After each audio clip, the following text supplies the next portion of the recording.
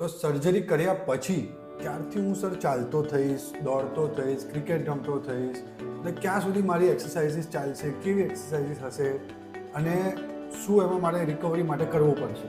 જો મેં તને પહેલાં કહ્યું ને એ પ્રમાણે ઓપરેશન પછી તમે બીજા દિવસથી ચાલી શકો છો. શરૂઆતના 2 અઠવાડિયા સુધી વોકર અથવા ક્રચીસ અને ની સપોર્ટની જરૂર પડે.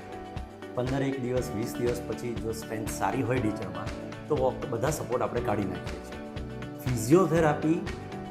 ફિઝિયોથેરાપિસ્ટના અંડરમાં 3-4 વીક કરવાની, પણ એ પછી પણ બને ત્યાં સુધી 6 થી 8 મહિના ઘરે જાતે ની ફિઝિયોથેરાપી કરવાની.